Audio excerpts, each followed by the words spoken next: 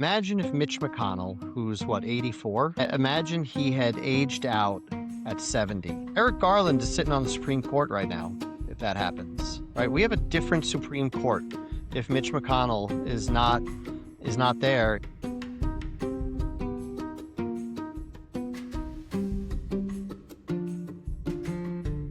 What's up, y'all? Welcome back to the Before You Speak podcast. I am your host, Derek Peterson, just drinking from the fire hose of my news feeds and processing it with this guy over here. Howdy, Derek. I'm Elwyn, also drinking from the fire hose of my news feed, which is thawing out, and now the water pressure is being demanded to be revealed by the Trump administration. All right, so jumping straight into the news. Outside of what's going on in Minnesota, there isn't much to report on today, other than the FBI just declared that it has a search warrant for the Fulton County election office, where I'm going to guess that the FBI fabricates some kind of dumb data to try to claim that an election was stolen just to keep us from talking about the Epstein files anymore. So I think people on the left and even the middle are at this point just like, yeah. Even Joe Rogan said it. Joe Rogan came out and was like, it feels like everything that's happening right now in the news is just to keep us from the Epstein files. So yeah, I promise you, once it feels like people stop paying attention to Minnesota, we'll drop some bombs on Iran, something like that. Just, yeah, I'm seeing growing rhetoric around that as well.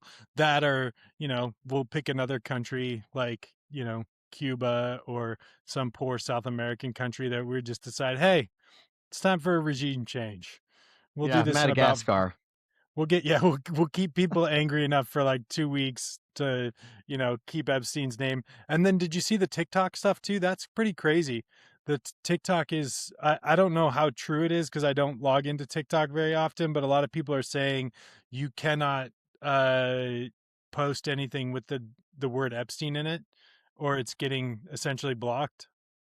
I've seen more and more just kind of quick headlines, quick hits on TikTok. I haven't dug into them yet, but it seems not good. That TikTok has always, there's always been a thumb on the scale of TikTok. That's kind of obvious. We saw that after October 7th in 2023. It was like 100-1 pro-Palestinian posts being fed to people versus pro-Israel posts. Well, that's not a random algorithm. That's somebody's thumb is on the scale.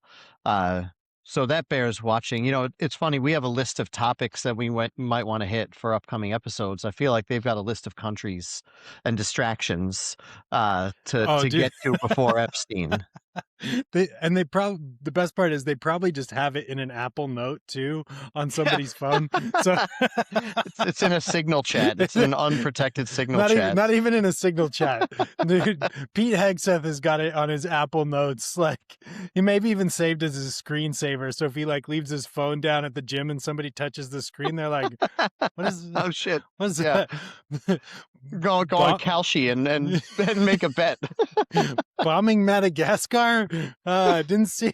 That's not on anybody else's to-do list today. This Fire must be Clarence Thomas because he's a piece of shit. Oh my god! Fuck that guy. Fuck that guy. All right. Well, this is so much more lighthearted than the last week. My god, it feels great. Well, until we start talking about Minnesota again, which I'm going to do right now. Correct. Going back to Minnesota for a second, because I think what people are sort of forgetting is Pam Bondi sent a letter to Tim Walz on Sunday saying, hey, if you want ICE out of here, turn over all your voter rolls, turn over all your voter information to the federal government. We'll get ICE out of there. It's like, wait a second. I mean, you just gave up the game, right? It's not about immigration enforcement. It's about election interference in 2026 and 2028. And Minnesota's always been the perfect storm for that because it's a purple-ish state that has a bunch of kind of toss-up House districts and a fairly toss-up senator race. And Trump's had his eyes on Minnesota for a long time. So now they're coming right out and saying it. And why on earth that should be a condition for getting ICE out of a city makes no sense except for exposing their true desires. And you brought up Fulton County. It came out in the news today that, oh, by the way, Texas has already turned over the voter information, meaning names, addresses, registration, partial social security numbers of all of the registered voters in Texas to the federal government. And, elections in this country, and this is why people who are throwing water on the fears of election interference in 2026 have a point, right? Elections in this country are very, very locally run. They're run at Hmm. the village and town and county level. There is no federal election system. So, why on earth does the federal government need my voter information? I mean, look, watch the podcast, guys, and you'll be able to tell how I voted. Okay. But you should at least have to do that much. So now we have in Atlanta or in Fulton County, we have in Minnesota, we have Texas turning over the rolls, and I'm sure that there's 20 other Republican states that have. Yeah. What's going like we need to be aware of this. We need to be aware of sort of Big Brother going after our voter information. Yeah. And this actually kind of bleeds into our topic for today, which we're talking age limits in our for elected officials specifically. We've briefly touched on this before with the Supreme Court, which we also very much are in need of age limits and um term limits. I think both are critical. We want to focus more today on our elected officials because there is, and I think the majority of Americans, especially people that are, under the age of 50, so you don't count in this, Elwyn. No, I think there's a healthy amount of people that don't feel like they're represented and in Congress in Washington D.C. that we don't have actual representation because so many of these people like today we did a search of the what I think there's 580 full total people in Congress, somewhere around that, and over 40% of them are above the age of 60 to 65. So with some of the oldest being, Chuck Grassley's 92, Bernie Sanders is 84, Mitch McConnell's 83, uh, Jim Risch, is that how you say his name? The Idaho guy, Rich. 82. Rich, it is just Rich. Uh, yeah, Angus King, Dick Durbin.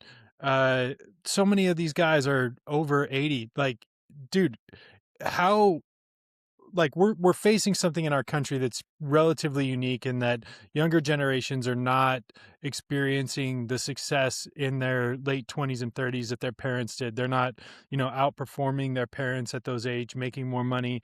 And so this to me is a like there's a direct connection to the problem. The Yeah, laws and the things that are getting passed are directly support the people that are passing those laws.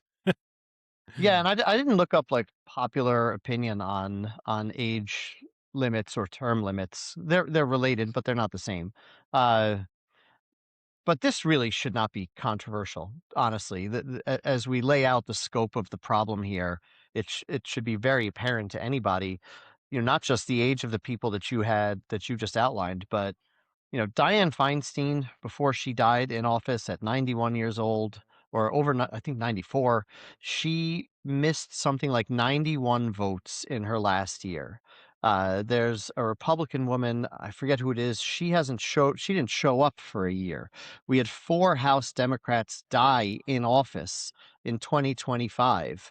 Uh, they're just the scope of the problem is so obvious because they're dying in office, right? Mitch McConnell hasn't died in office, but twice last year he was on camera and his brain shut down, right? Yeah. Like he was talking and boom, silence for like a minute. This stuff And this is is becoming very a common thing. Like that we saw it happen to Biden. We see it happening to Trump in real time. We saw it happen to Mitch McConnell. Like we have, Supreme Court justices dying while they're in the Supreme Court. We have like this is just absurd to me. Like there's zero reason for this to be happening. yeah, and I think that your statement about they're behind like this is unique, I think, throughout history a little bit because the amount of technological advancement in the last, let's say, 30 years from when Bill Clinton got elected, let's say, to now, it's changed at light speed. The amount of the effects of climate change have only increased in that same period. And so many of our senators in particular are still the ones that were elected then. Uh, Hmm. and they just don't know. You can listen to hearings. There was a pretty famous hearing with Mark Zuckerberg where a couple of years ago where Congress, the Senate got killed after it because everybody was like, "You guys don't understand. Your questions make very clear that you have no idea what you're talking about." Yep. So now you have a younger generation which knows very well what the problems around tech and social media and the advantages and would certainly be the people to legislate properly around technology. They're looking at this and they're going, these guys don't know what the hell they're saying. They're also looking at this going, climate change is out of control and these guys aren't doing anything about it. They're also looking at it going, I can't afford a house and these guys don't understand the affordability problem. I am simply not being represented at all because they're too old. Uh, and there are exceptions to the rule. Like I think Bernie Sanders, I wouldn't, you can't have a carve out, but I think he's still pretty on. Like John Cornyn, not John Cornyn, Lloyd Doggett, my congressperson. I think he's pretty good, right? Like he's pretty old, but he's pretty good. But they're the exceptions, Yeah. right? The It, rule is these guys freezing on camera and their brain falling out of their ears. yeah, it's bananas to me that we have, a group of people legislating and making laws around AI that may in their lifetime not ever actually use AI, like intentionally. They may not ever actually like, dude, there's no way Chuck Grassley, he should be using AI to, spell check his tweets and like put them into coherent sentences. But, like it would be helpful there. Hey, Chuck, there's tools out there for you that are already built into the platform. All His you got to tweets do are is, part of AI. His tweets are part of Grok. are they? Sure, the Grok is reading his tweets thinking that's English. Yeah, but like for me, the core of the problem lies here. So people in their 30s have a lower net worth than their parents did at the same age. Homeownership is now over a decade delayed. So people were buying their first houses in their 30s, early 30s before. That number has now moved to people's 40s. 40 is the new 30 when it comes to buying a house. Student loan debt has replaced asset accumulation from the late people's late 20s to 30s, and then wages. Wages don't are not rising as quickly as assets are, and there's a direct connection. Like there's a direct through line to why assets are accumulating value at such a high rate, and why even when it comes to banks getting bailed out and people's stock portfolios potentially failing, like all of these are getting passed because these people are voting in their self-interest. They're voting not in the interest of a 30-year-old that's playing, that has 30 years left in the workforce.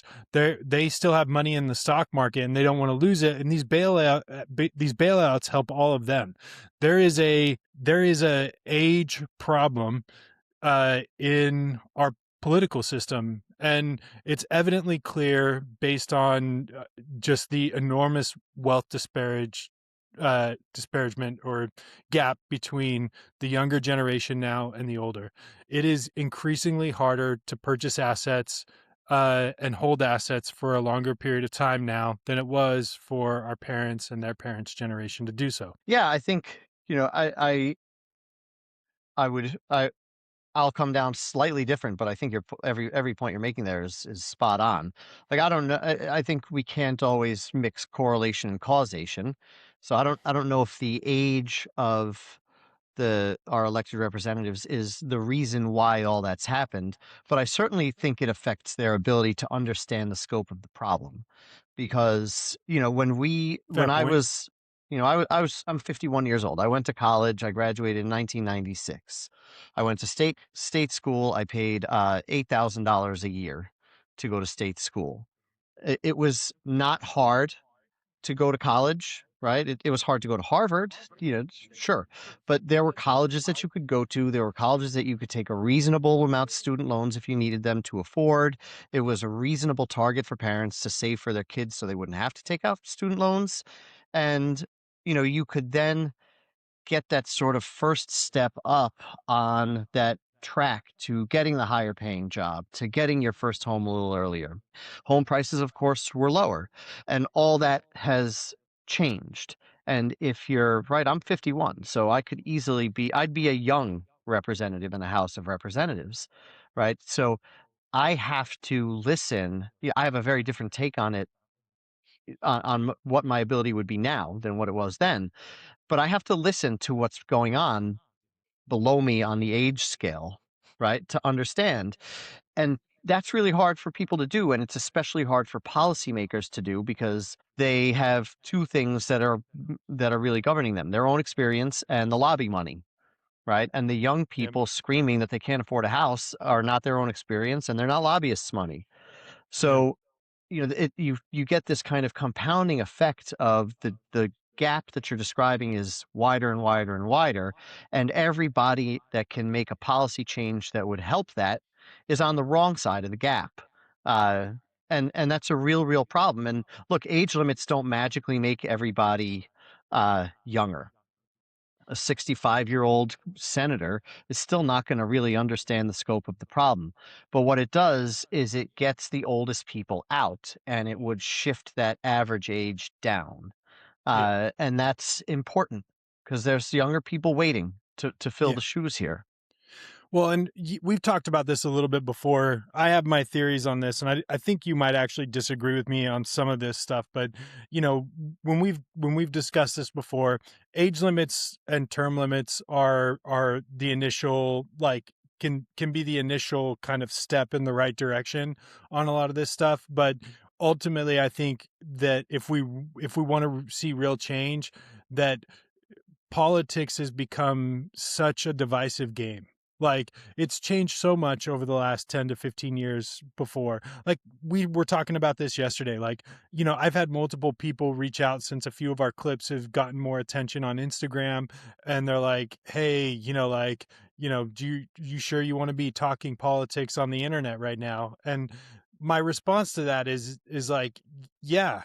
Like, I wouldn't be doing it if I didn't, because I back my values completely. But in that, there is inherent risk, right?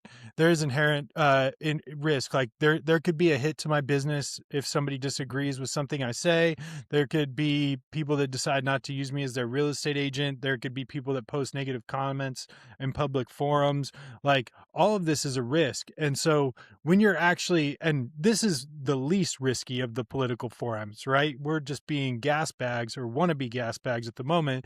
But somebody that's actually in the game, those people don't get paid enough money to to to uphold it almost feels like being in the House of Representatives is a job for somebody that's retired, because you don't make enough money, the time and energy it takes to be involved in that, and then half those people aren't on social media anyway, so they don't have to deal with the blowback from every being in somebody's comments section on something that happened currently. So the younger generation they're connected, like, so what they can see is that, if you're a 30-year-old thinking about running for office, one, you're going to upend your life, you're going to upend your friend group, you immediately have enemies. Furthermore, you're going to get lambasted in every comment section for no reason, just because of a policy that you might believe in. And yeah, that takes a toll on people. So until we correct some of the financial part of our our government system, and I think the two should be hand in hand. I know that this will probably never happen, but elected officials should make a lot more money, and they should be a lot more restricted on trading stocks or investing in private companies. There should be a zero tolerance policy around it. But I think the two things are connected, and I think the beginning step in all of this is to set age limits, so we start to make room for young people that can run. uh, but like, even you look at guys like James Tellerico, right? The up and comer from Texas here. One of the reasons he can do what he does is because he's not married and he doesn't have kids. So he's he can live that life. And if he did, he might have chosen. And I think too is I think I heard an interview. I think I heard him say it in an interview before. He's like, yeah, like, this is not an easy job. The time constraints and the money are basically nothing. You are a public servant. So, like, if you're trying to do this while you're married, good luck, you know? Yeah, I mean, I think that they they should be paid more. Absolutely. I also think that there will always be people for whom this is their calling. This is what they want to do. Uh, the I think you're lighting the other end of the candle a little bit, right? Because I think the question is not can we get people in.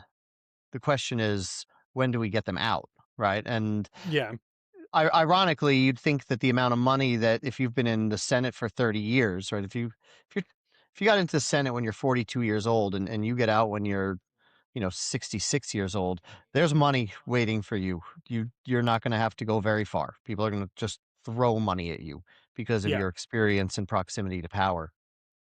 Uh, so I think that yeah, they should absolutely be paid more, and it should be worth it for them for anybody to go in to public service. It's never going to be an easy job. It shouldn't be an easy job. It should be a very, very hard job.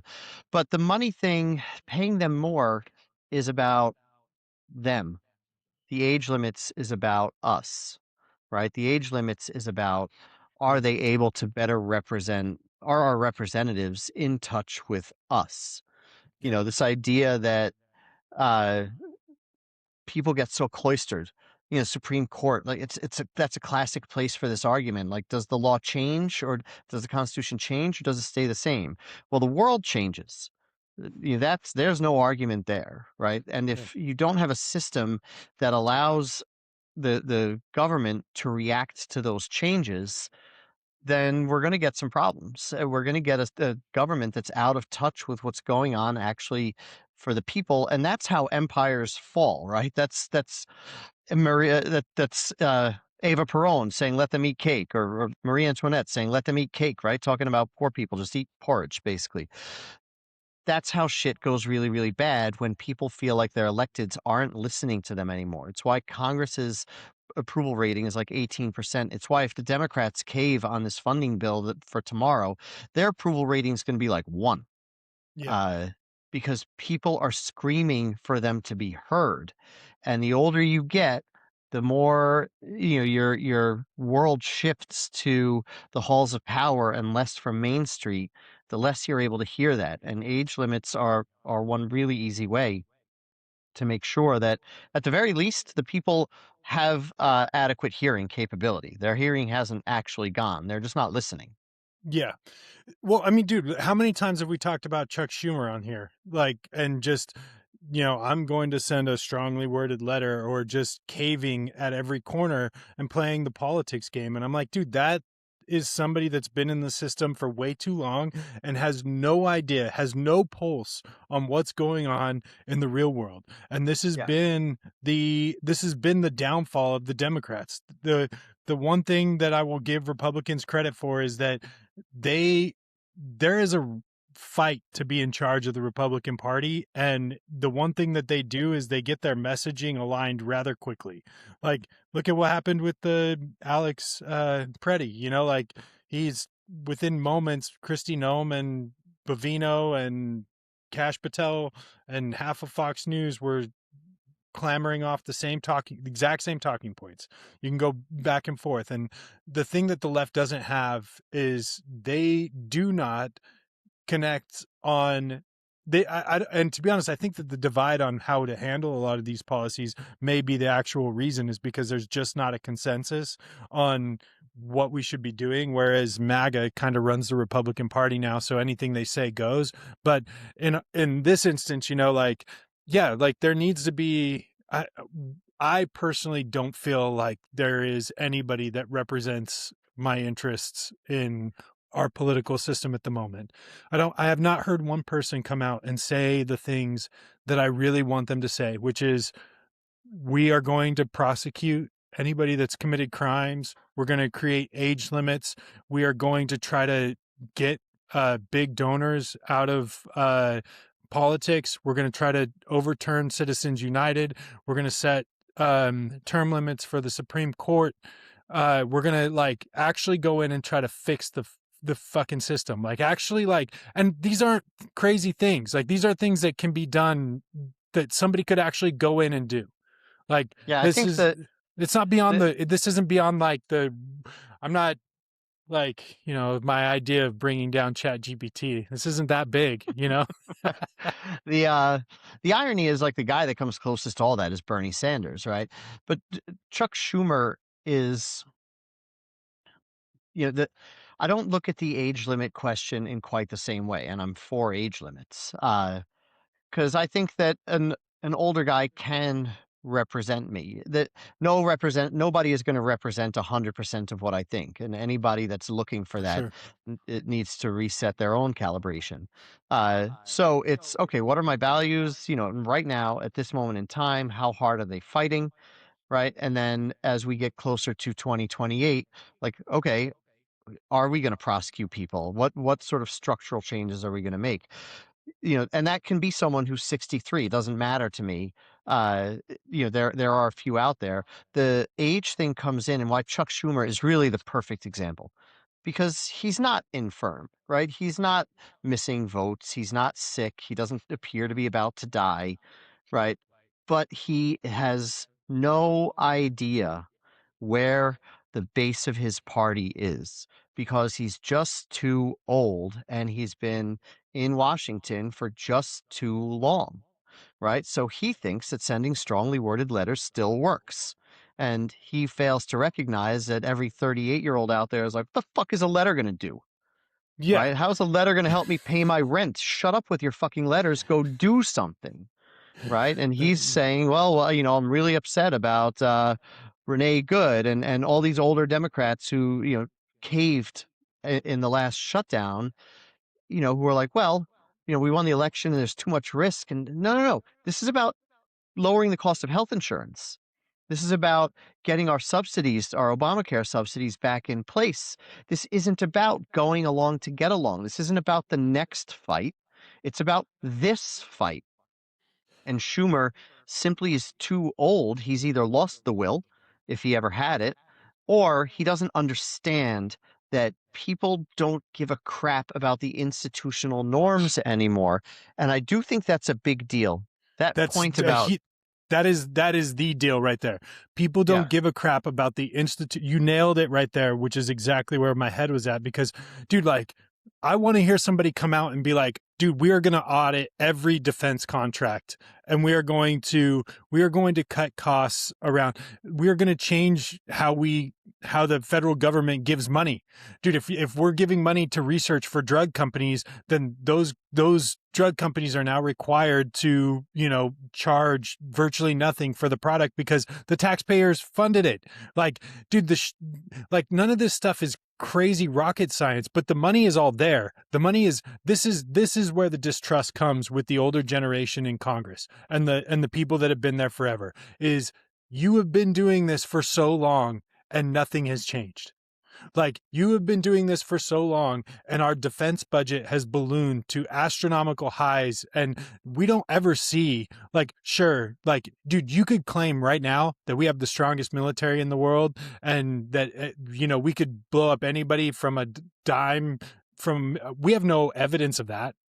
We have no idea if any of these government contracts have actually paid out and what our actual capabilities are. And I recognize that that's a lot of that's classified, but we are genuinely just trusting that if shit hit the fan, we have the better weapons than everybody else in the world, because of our investment, which I've heard a few senators talk about this, and they said that they were on the Daily Show. I think it was from East Coast states, but one of them was saying, like, when you look at these defense contracts, some of these defense contracts are charging, $7,000 for a soap dispenser and, a fighter plane. Like, come on, man. Like, so people are just getting rich off of tax dollars and people are getting screwed. So, like, the money's there. The old guard is protecting it and not making any changes. And I want to see new blood. I want to see people go in and be like, whoa, the hell is yeah. this? No. And if you're on a more even fundamental level, Donald Trump has made a career. He's made a political movement, basically a political party, out of completely disregarding the idea that an institutional norm exists at all, let alone needs to be followed. Right. So as a Democrat, right? I look at Chuck Schumer and I'm going, and Chuck Schumer's sending his letters, right? And I could hold the same ire for Susan Collins, who's constantly very, very concerned, even though she's a Republican, right? It's like, no, no, no, no, no. You don't get it, right? Back in Ronald Reagan's days, maybe a letter would have worked because everybody was playing by the same set of rules. Everybody was following those norms. Half of the Congress doesn't give a shit about the norms anymore, Senator Schumer. They don't care. Just because you think they're still relevant because they were relevant when you started in Congress 40 fucking years ago doesn't make them more relevant now. And if, that's where it's like you get too old and you get too cloistered. You've been in that for too long and you lose touch with your constituency. And that is a thing. Term limits could address it too, but it is a different issue. Age limits, that's that addresses that problem somewhat, and it addresses just the absolute fitness for office question, right? So with Yep. age limits, you get to handle two things at once. You get to handle dinosaurs who still think that they're legislating in the 1980s, unaware of what Donald Trump is doing on Pennsylvania Avenue. And you get people who are not literally dying in their congressional seat. Yep.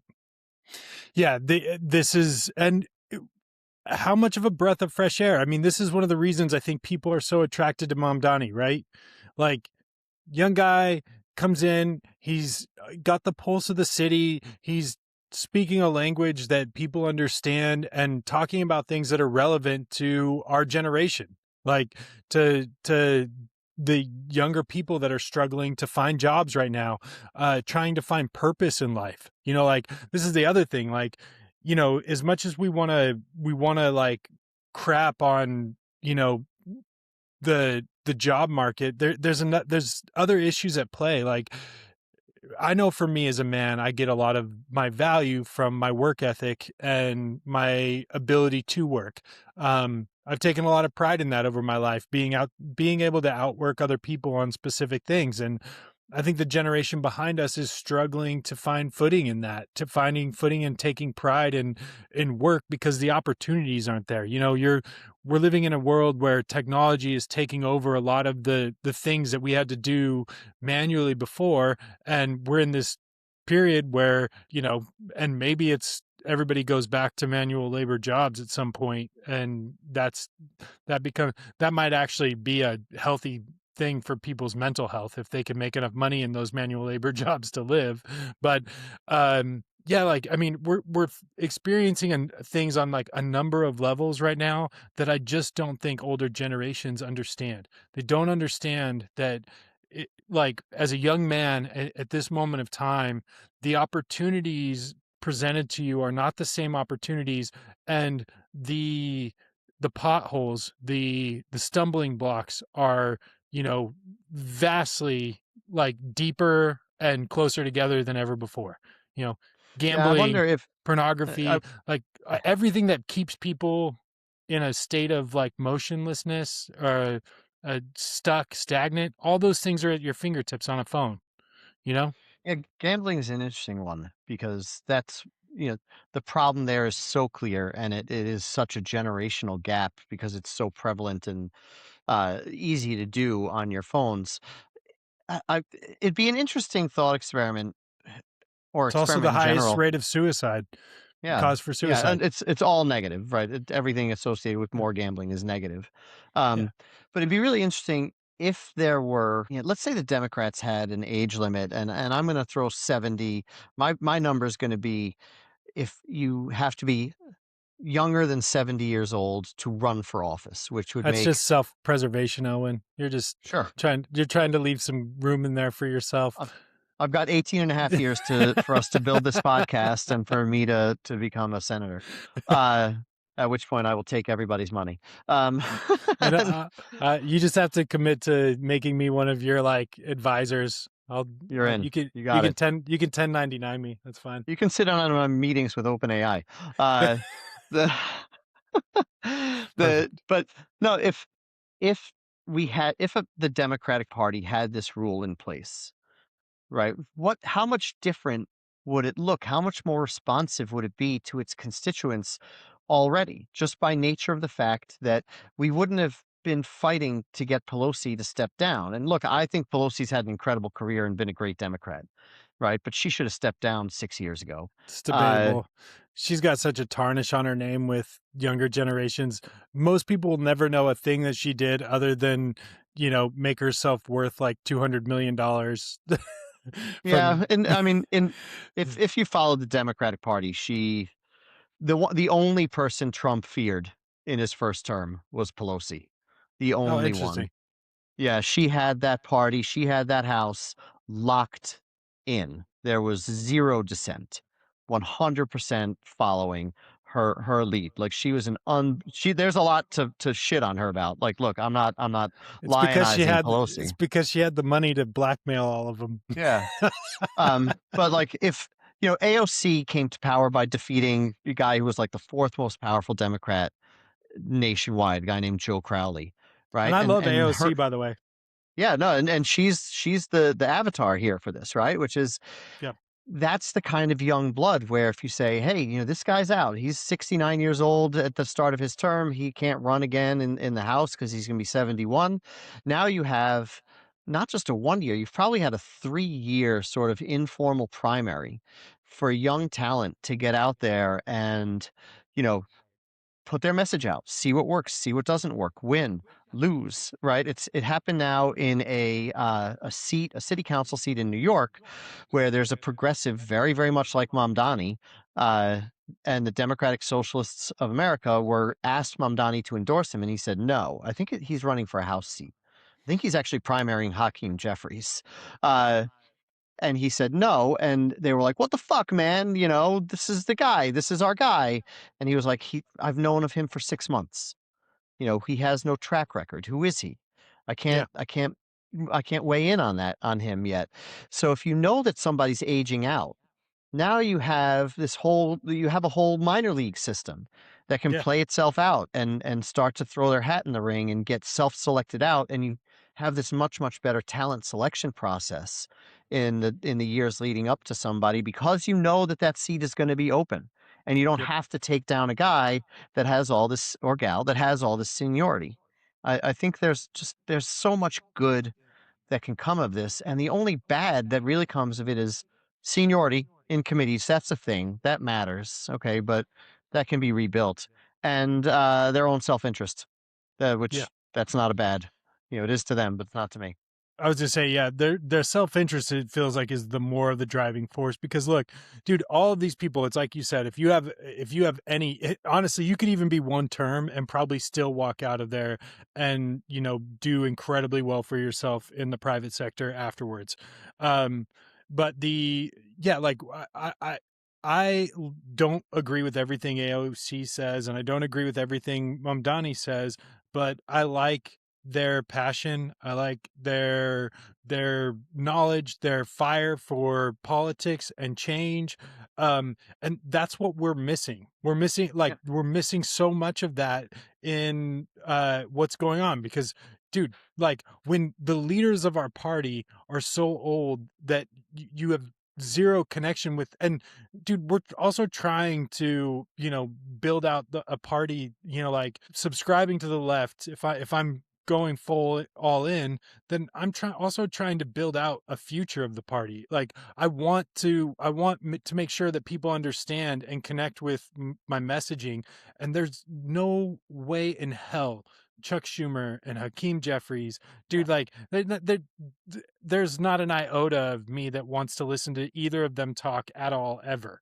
Like, but dude, I'll watch a Mamdani clip on Instagram all the time. He's one of my favorite follows on Threads because he's one of the few people that's constantly bringing up the Epstein files. So, like, yeah, this is the kind of fire I want to see. And I'm good if Yeah. it's somebody from the other side too. I just, like, I want to see young, passionate people, like, fighting for change. Yeah. As someone who's Jewish, right? The Mamdani Cuomo election was sort of this litmus test in a sense, or maybe a better said, an acid test about, like, what's important to you as a Jew. Is kind of what was being argued there. Now, I don't live in New York City. I don't have a vote. right? My opinion on what's going on in New York City is tempered by the fact that I probably don't know shit. But if I put myself in the shoes of someone who is 30 years old and living in New York City and knowing what the data says about rents and the cost of living and how much how much a one-bedroom shitty apartment costs almost anywhere in New York, and I'm looking at all of that bucket of issues for a mayor, and I'm saying, well, Mamdani's really good on all of that, but I really don't like that he doesn't know what globalized the intifada means. He should fucking know that if he's going to represent the Jews, because that's some pretty inflammatory language, Yeah. right? So this is my choice. Or I've got Cuomo, who is like well in bed with APAC and all about, Israel and everything there, but total dog shit on everything else, Yeah. right? And he's too fucking old to know that he's total dog shit on everything else because he thinks that what he was talking about as governor still works and is still relevant. And he's too old to know that it's not. And he lost. He lost twice, right? So great. New York did a good job. Mamdani sort of shows, though, how a younger person is simply just going to have a better pulse, a better finger on the pulse of what's going on in the real world today. It's untarnished by, cynicism and experience. Yeah. And experience is great if it's tempered with real world access. Uh, and you lose that the longer you're in and the older you get, right? You said it at the beginning. The more comfortable you are, the less reactive you are and the less responsive to you are to the discomfort of others. And the Yep. older you get, if you're ensconced in the halls of Congress, you are definitely less responsive to the real troubles of everybody else in the country because that's a really, really unique spot that you're sitting in. Yeah, and that's it. And that's what people are crying out for now is they want a reaction. They want to see what's going on with our country, and then they want people actually standing up and fighting for it. And what the Democrats have shown us is they're just too fucking old to do it right now. Like they have zero interest in actually putting in real fight planning. It should be all hands on deck right now. People pushing back on what's going on with ICE, what's going on with us potentially invading other countries.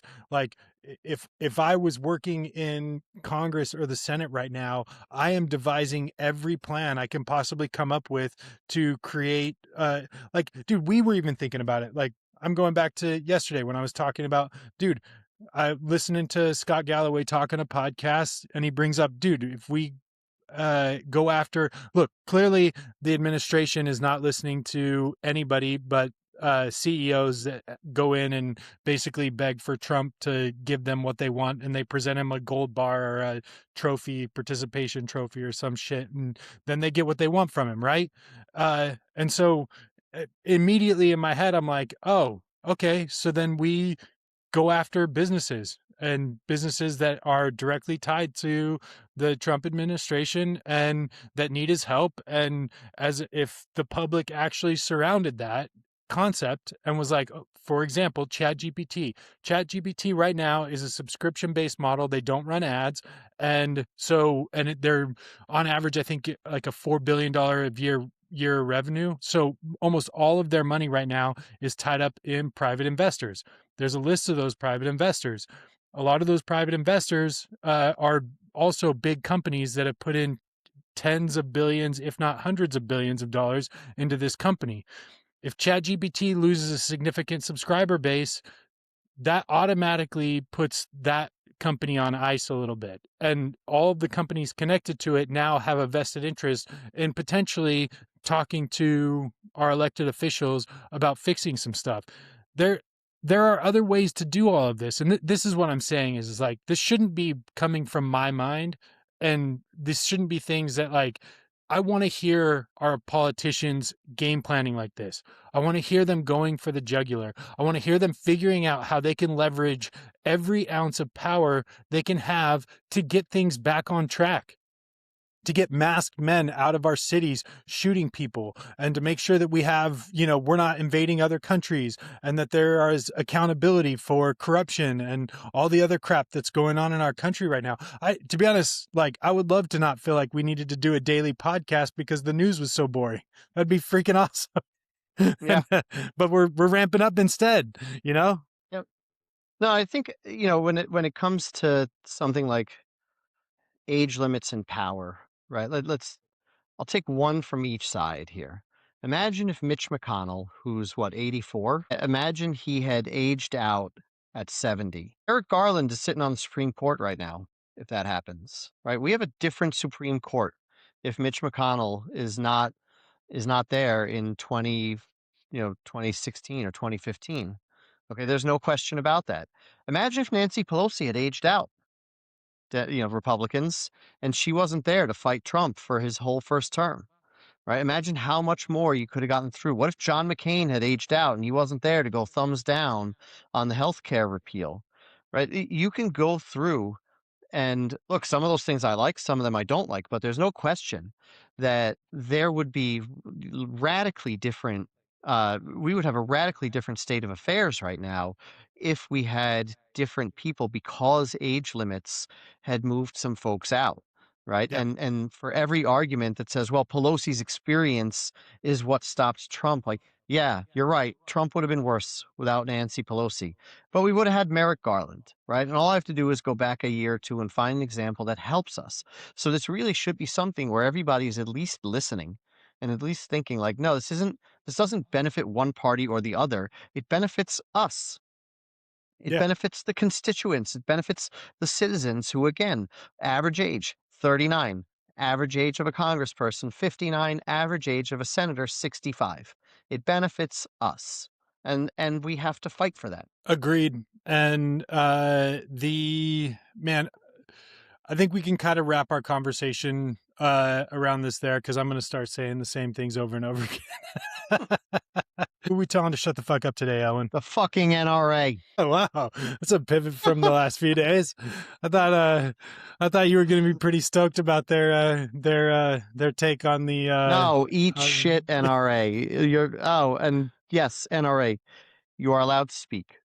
Okay. I am not sitting here from my seat of power telling you that you do not have the right to speak.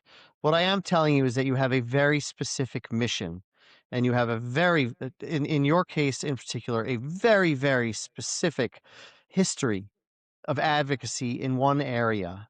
And that, of course, is the power and the absolute untouchability of the Second Amendment. Okay. I remember very well when the Newtown school shooting happened. I happened to live about 20 minutes from that school. Uh, I remember very well 2 days later, Wayne LaPierre coming from the NRA and just railing the most full-throated, out of control defense of gun rights in this country at the most incredible time to make it. I remember that like it was yesterday. Now, your president, Republican president, a guy all of you have stood behind, all of you have funded, all of you have elected, came out yesterday and said, I don't think that you should be bringing a gun. I don't think that the guns should be there. You know, the guns have a right to be there, guys, whether you like it or not. So here's your president basically saying the most anti-Second Amendment thing that you could possibly ever say. And your response is some bullshit mealy-mouthed tweet. No, sorry. Okay. You have been fearless, NRA, about whipping your congresspeople and whipping your members against any perceived threat from the left to gun rights. Okay, all Barack Obama has to do is become named the candidate for president, and you're screaming that he's coming for your gun rights. Okay, now somebody might actually be coming for your gun rights. At the very least, you exercise those gun rights under the penalty of death. And your response is a tweet? Nope. Bag the tweet, send the tweet. I don't give a shit. But before you say anything else, right, think about what your mission is, what your values are, which, by the way, I don't agree with them, but think about them anyway and stay true to them. Okay. Because otherwise, you're just a simp for your guy. okay, always and forever. And you also have no values. And we need to have a debate about gun regulations. But the debate about gun rights in this country is over, if it ever existed. We have them. So, NRA, shut the fuck up before you send the next tweet and go after your guy because he's coming after you. Fist bump it. Boom. Bam. You know, I'm learning very quickly that it's in all of this stuff that it has nothing to do with like the actual amendments and laws. It's really, people just don't want to see people that they perceive that they hate doing anything. Like that's it. It's like I'm learning pretty quickly from some of the comments from people on Fox News and the right. I'm like, oh, like it was never about guns. It's just that they hate other people so much that they will literally rid them. They will literally give up all of their rights just to see another human being suffer. It's not about Alex Preddy had a gun. Right? It It's never about was. Alex Preddy doesn't like Trump and he's a liberal because it sure as fuck was not about Kyle Rittenhouse having a gun, that weirdo old couple in St. Louis who was waving the gun at the Black Lives Matter protests as they walked by their house, all the guys openly carrying on state capitol steps in 2020 and 2021. It was never about, it's still not about the gun. It's about the political persuasions of the guy who has the gun. And it's gross. It is. Maybe one day we'll actually start to care about each other again, and then policy can actually just be policy rather than policy has to be ingrained in the being of who it is. But we've most people have already bought into the lie that it is what it is, and I'm still holding out hope. Like we can disagree on a lot of things and still have conversations about some pretty important shit and find middle ground on most of it. So yep. We'll see what happens. All right, man. Well said. What are we talking about next week? Gerrymandering? It's back in the news. Yeah, we can go gerrymandering. Yeah. Let's be prepared to call an audible, though, depending on what goes on. I feel like some shit might drop. Well, yeah. The other one was going to be military, which may end up being more relevant as of next week, because if we inch closer to the Epstein files coming out, they are going to bomb somebody else. So we could go America's role as policeman of the world. Want to do that? That'd be an interesting one. We'll toy with. Let's tell our listeners, just hang on to your coattails. Leave you in suspense. We're gonna leave you in suspense here. It's gonna be freaking awesome, though. All right. Have a good day, y'all. Have a good one.